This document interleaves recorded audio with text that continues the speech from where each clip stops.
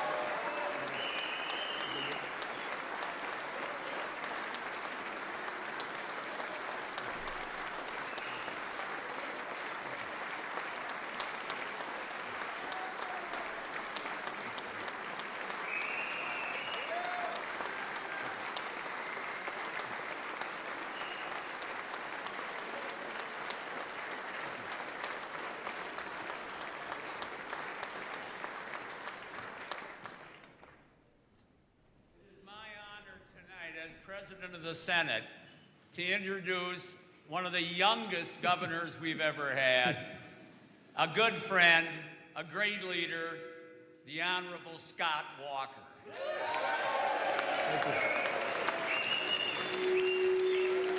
Thank you. Thank you. Thank you very much.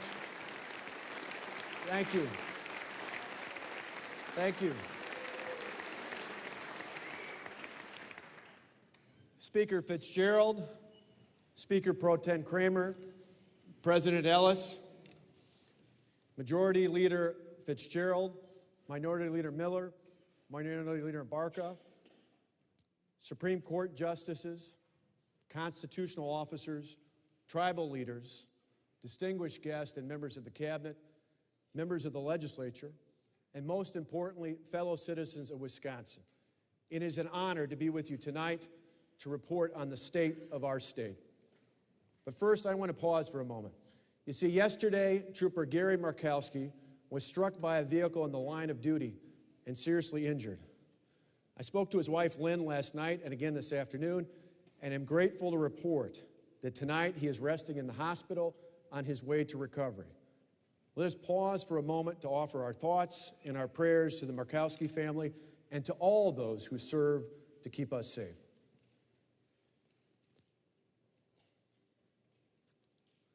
In the gallery, we have the First Lady of the great state of Wisconsin, my wife, Tonette.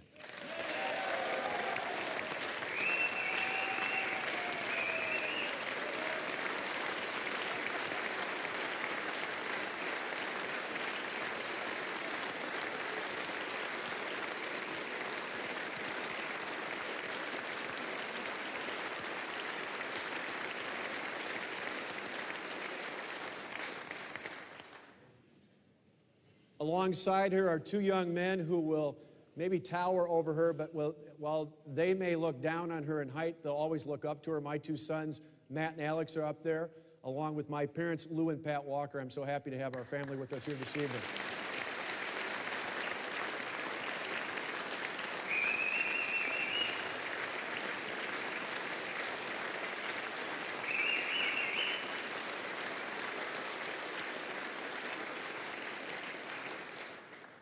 Her sons were the true stars of the inaugural, introducing me back on January 3rd. Next to them, next to my family, is General Donald Dunbar and other members of the Wisconsin National Guard. General Dunbar, we cannot thank you and the brave men and women of Wisconsin who wear our country's uniform enough. Thank you on behalf of all the people in the state of Wisconsin.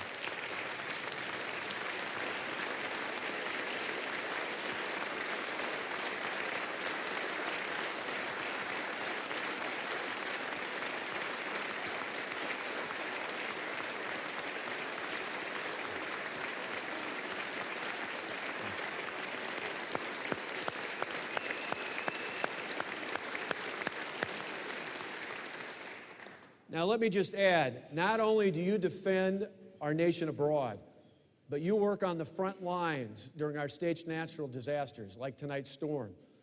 Even before I declared a state of emergency, you were ready to assist Wisconsin citizens, and you are mobilized to help our state respond. To you, your families, and to all the other veterans who've served before you, we say thank you over and over again. Thank you, General, on behalf of all in the Wisconsin National Guard.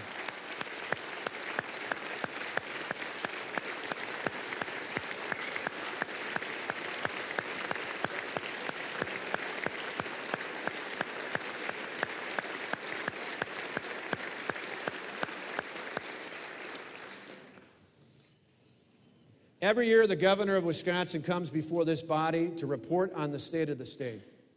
Well, this year, the state of the state is, well, pumped up about our Packers. I knew you'd like that, Dave. I've asked a representative of the Green Bay Packers to be with us live from Arlington tonight so we can wish them well. Let's take a look at the, there we go, on the screens. We're honored that Packers president Mark Murphy could be with us tonight from Texas. Mark, thank you for taking the time to join us. I know that you're busy preparing for the big game against the Steelers, so we won't keep you very long. Congratulations on making it to the Super Bowl. What a tremendous victory you had on the road 2 weeks ago. Thank you, Scott. First, I want to thank you for including us in your State of State address. And also want to thank everybody there for all their support of the Packers and all of our fans across the state. We've got the best fans of the NFL, and every game we show it. And it's going to really be exciting. We're looking forward to the game on Sunday, and we're determined to bring the Lombardi Trophy back where it belongs, in Wisconsin.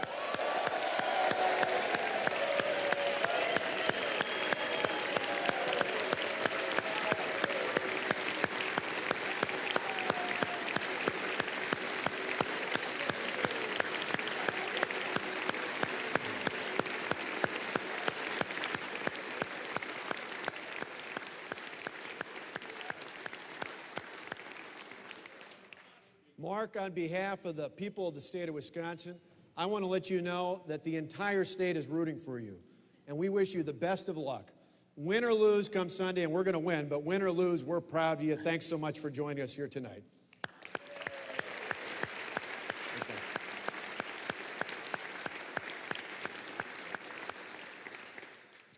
Here in Wisconsin, we don't need a seating chart to bring Republicans and Democrats together. All we need are the Green Bay Packers. In fact, we're sitting under evidence of that right now. Thanks to the help of Senators Hansen and Senator Risser, we illuminated the dome of this Capitol tonight, starting last night and all throughout this week, in green and gold lights in celebration of what's going to be another Packers victory come this Sunday. Thank you, Senators.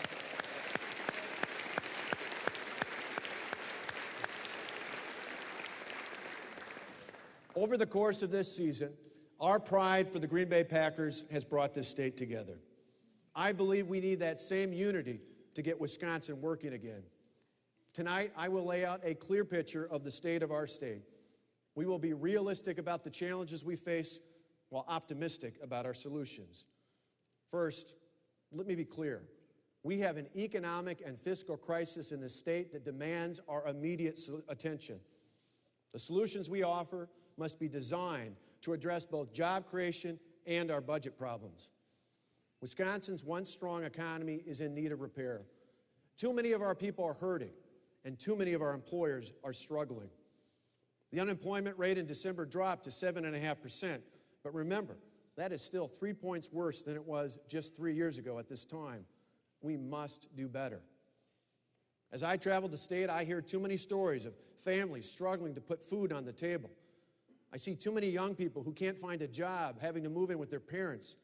And I learn of too many small businesses who are forced to lay off workers because of the economy. Packers coach Vince Lombardi once said, "Success demands singleness of purpose."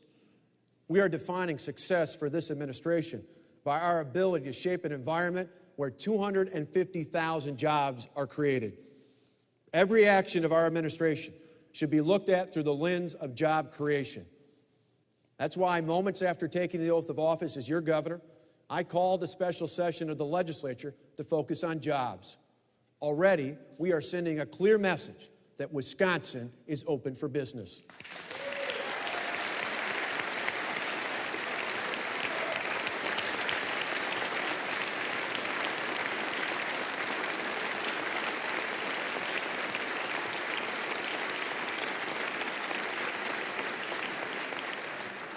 That singleness of purpose is why we hit the ground running on the very first day, and why by our second day we had already introduced legislation to improve Wisconsin's economic environment.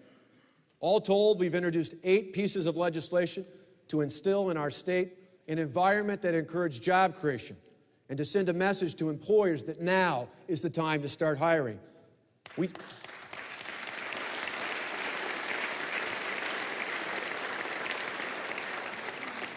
We challenged the legislature to move swiftly and decisively on our jobs plan. Speaker Fitzgerald, Senate Majority Leader Fitzgerald, Senator Darling, Representative Ross, Voss, you and other fellow legislators like Senator Cullen and many others, in many cases helped us on a bipartisan basis. On behalf of the people of Wisconsin, I say thank you. Creating jobs shouldn't be a partisan issue. These are not Republican or Democrat jobs. These are Wisconsin jobs.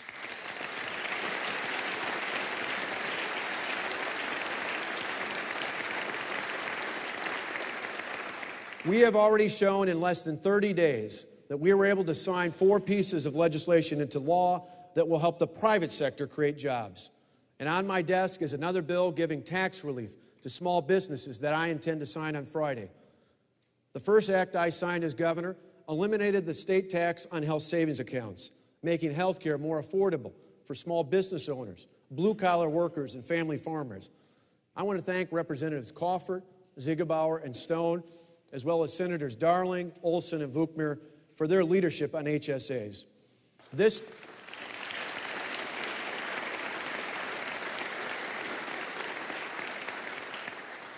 change was a long time coming for Wisconsin and brings us into line with the rest of the nation.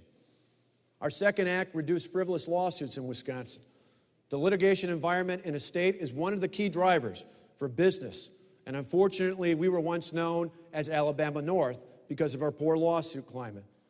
Now we've turned the page on lawsuit reform and offer one more sign that Wisconsin is open for business.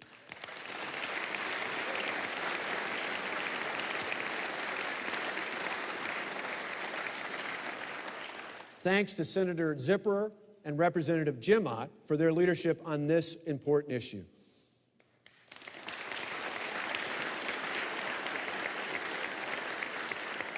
And yesterday, I signed an expansion of our relocation and economic development tax credits. These measures will help our state attract and retain businesses and jobs.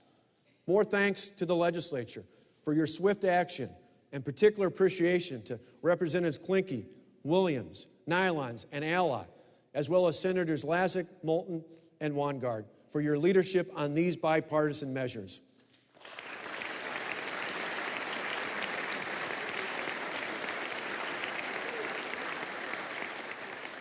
Although we have accomplished a lot in a short time, we should not celebrate too much the bills that have already passed. We are under no illusion that simply calling a special session and passing legislation means that all is better in Wisconsin. The fact that we needed to call a special session at all is a sobering reminder of all the work we have left to do. We still must change the regulatory environment in Wisconsin. From talking with families and businesses across this great state, I sense a spirit that we can grow again when our people are freed from government mandates, rules, regulations, and taxes, free to create jobs, to grow their businesses, to live their lives. That's why I introduced, and you're working on, regulatory reform legislation. The smallest change in a rule can have an unintended consequence that drives up the cost for businesses and stands in the way of job growth. Our regulatory reform bill will help get government's hands off of our job creators and make it easier for employers to put people to work in Wisconsin.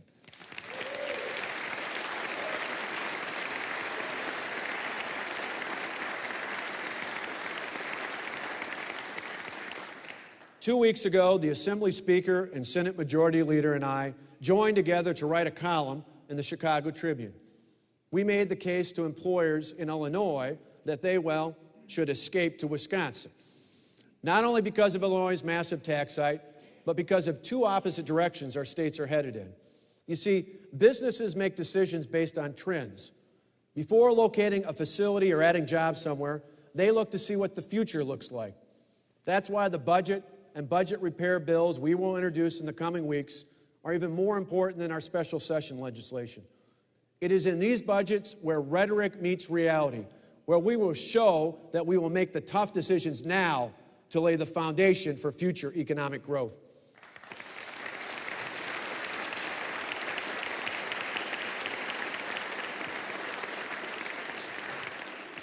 During the present downturn, Wisconsin's proud tradition of responsible budgeting gave way to repeated raids on segregated funds, excessive borrowing for operations, and an addiction to one-time federal dollars.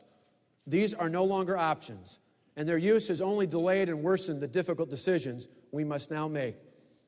These factors, along with the decline in the global economy that started several years ago, have combined to create a $3 billion deficit for the state budget that starts on July 1. And they are contributing factors to why the state government faces more than a $200 million shortfall for the rest of this fiscal year. Like Wisconsin, states across the nation are facing major fiscal challenges. States face immediate budget shortfalls totaling $26 billion this fiscal year, with an even larger shortfall, over $120 million looming, $20 billion, that is, $120 billion looming over the next year. Nationwide, states face an over $1 trillion funding shortfall in public sector benefits. And on top of that, $814 billion of one-time federal stimulus money has gone away. States face a total mandated growth in Medicaid of $51 billion. And get this, state and local governments have a collective $2.4 trillion, that's a trillion with a T, dollars in debt. As the governor of New York State recently said, there's no Democratic or Republican philosophical dispute here. The numbers have to balance, and the numbers now don't balance. It's painful, but it's also undeniable. I got to tell you, he's right. Wisconsin is facing those same undeniable challenges that states across the nation are facing, both in this year's budget and in the next two-year budget. Throughout Wisconsin's history, we have faced many great challenges. Now remember, each time it looked like we might falter and lose our way, we turned back to our Constitution's call for frugality and moderation and marched forward. It is time to return to our founding principles yet again. We can no longer afford to turn a blind eye to the tough economic decisions ahead.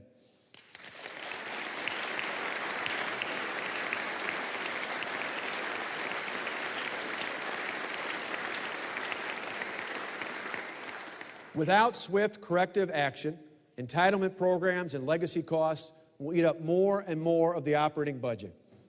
Failure to act only makes the problems worse in the future. Last week, our secretary at the Department of Health Services testified before Congress on some of the challenges we were facing in Medicaid. In that program alone, we face a more than $150 million shortfall over the next 6 months. And over the next biennium, the shortfall exceeds $1.8 billion. These are challenges that cannot be ignored. In addition to the deficits facing these critically important areas of state government, bill collectors are actually waiting on the doorsteps of our Capitol. Due to a past reliance on short-term fixes, one-time money, delayed payments, and fund raids, we owed the state of Minnesota nearly $60 million. And we owed the Patients' Compensation Fund for a past raid of $200 million.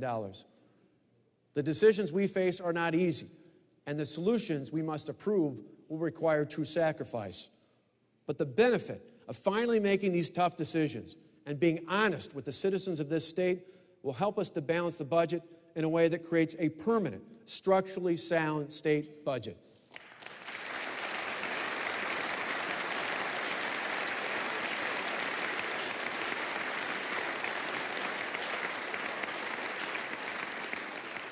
If we are going to move our state forward, we have to be honest and agree that no longer can we afford to rely on short-term fixes that only delay the pain, compound the problems, and lead to ongoing financial uncertainty.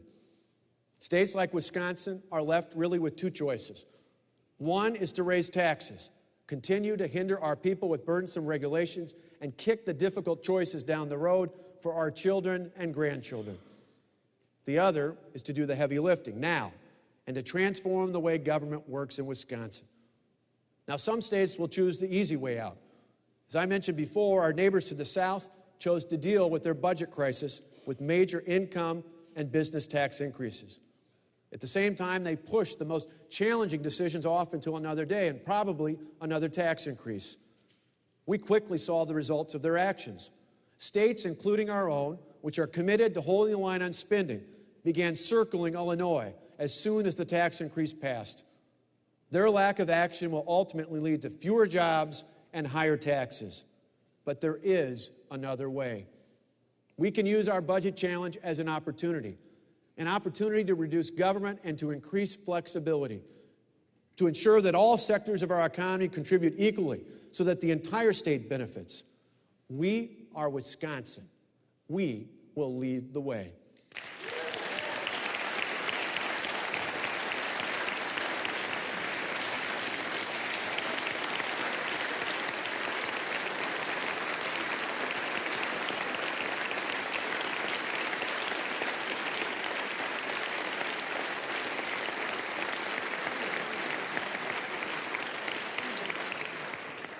In the coming weeks, I will introduce a budget repair bill focusing on the most immediate fiscal challenges our state must address to avoid massive layoffs or reductions in critical services. Our budget repair bill will lay the foundation for a structurally sound budget that doesn't rely on short-term fixes and other stopgap measures that only delay the pain and create perilous uncertainty. This is the right moment in time, our moment in time, to refocus government to better serve the taxpayers of this state. To do this, we must provide flexibility to our leaders at all levels. One area we will have to look at is public employee benefits. Now, let me be clear tonight. We have good and decent people who work for government at the state and at the local level. As Coach Lombardi said, the measure of who we are is what we do with what we have. And for years, our employees have been asked to do more with less. However, the difficult reality is that health care costs and pension costs have risen dramatically, and that has created a benefit system that is just simply unsustainable. Government benefits have grown, while so many others in the private sector have seen their benefits adjusted in order to protect jobs. Currently, most state employees pay next to nothing from their salaries toward their pension, while state taxpayers pay more than $190 million each year on state employees' behalf. Similarly, most state workers only pay about 6% of their premium cost for their health care plan. Asking public employees to make a pension payment of just over 5%, which is about the national average, and a premium payment of 12%, which is about half of the national average, would save the state more than $30 million over just 3 months. Most workers outside of government would love a deal like that, particularly if it means saving their jobs. Private sector workers have already responded to the tough economic times. You remember when Mercury Marine was on the verge of moving nearly 2,000 jobs to Oklahoma? The company said that comprehensive changes to wages, benefits, and operational flexibility were necessary for Mercury to effectively compete in a smaller and fundamentally changed marketplace. After a difficult struggle, the workers agreed to major concessions. Now, I understand it wasn't easy for the workers, but the jobs stayed right here in Wisconsin. In fact, the company said it would move even more jobs, new jobs, from Oklahoma to Wisconsin.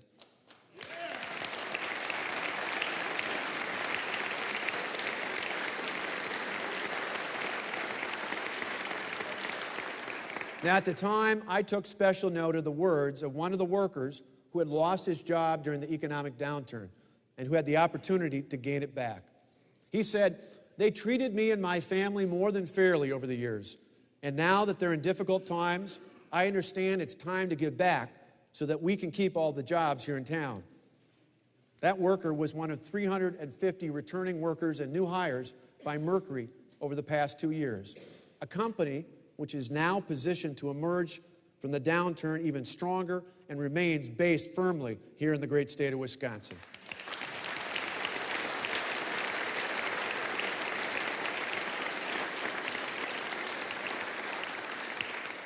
Now, we all know that state government can't pick up and move, but I hope that our state employees feel as if they've been treated fairly over the years.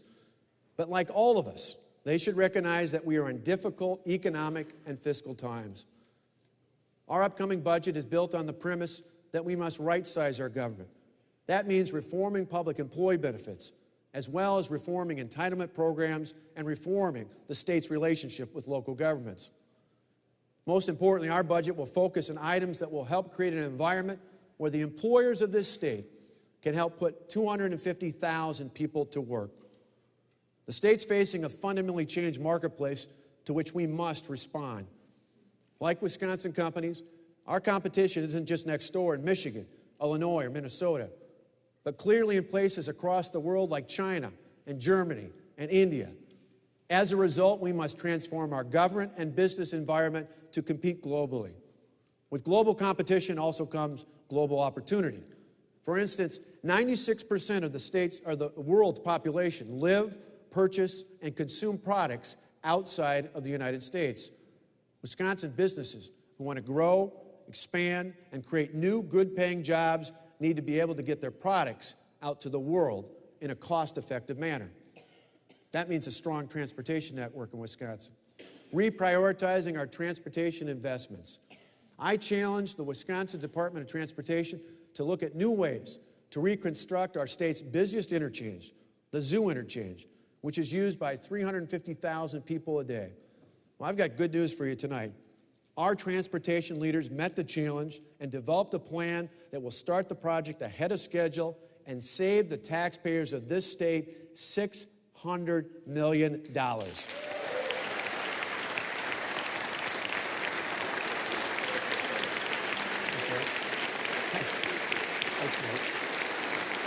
Good job.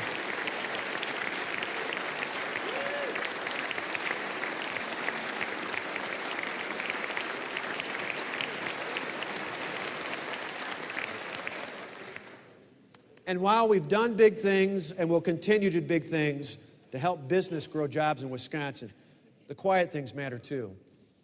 In today's global economy, small changes, even on the margins, matter. We'll continue to pursue the big and small changes necessary to get Wisconsin working again. In my inaugural address, I quoted Article 1, Section 22 of the state constitution, which simply reads, "The blessings of a free government can only be maintained by a firm adherence to justice, moderation, temperance, frugality, and virtue, and by frequent recurrence to fundamental principles." Our new budget and government will affirm these values and fundamental principles. As I said when I was sworn in, it is through frugality and moderation in government that we will see freedom and prosperity for our people.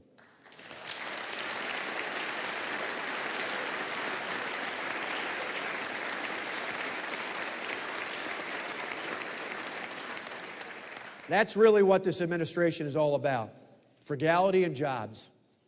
It's only through a more frugal government that our economy can grow faster than others across the nation and around the globe. I want Wisconsin to lead the economic recovery. That's why our special session jobs plan is so important. We want to lower the cost of doing business in this state through lower taxation, regulation, and litigation costs, and more relief when it comes from health care costs, so that more employers are able to create jobs for our people here in Wisconsin. And it's why our budget repair bill and then our budget are even more important. Each will demonstrate to the nation that Wisconsin is ready to meet the challenges of today and capitalize on the opportunities of tomorrow.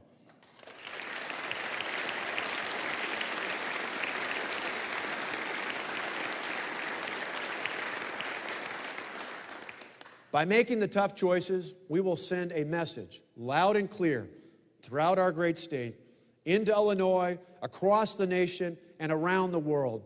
Wisconsin is open for business.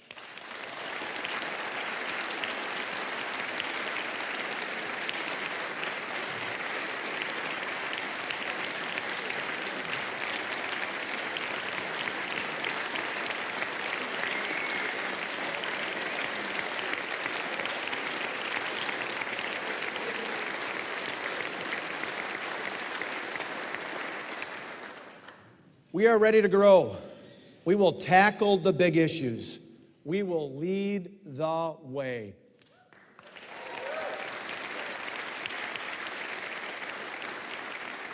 You know, recently a national news organization did a story about how fast we're getting to work right here in Wisconsin. They asked why. Well, the reason's simple. I spent the past 2 years in a job interview with the people of Wisconsin telling you what I would do as your next CEO to get this state working again.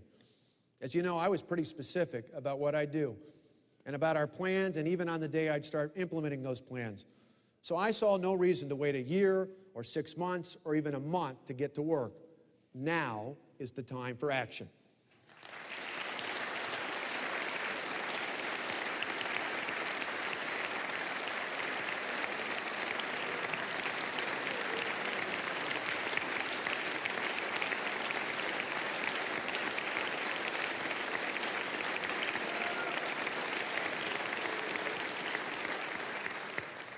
You hired me to put Wisconsin back to work. I love this state, and I know you do too. I know we can transform our state and in turn become a national leader in fiscal and economic reform.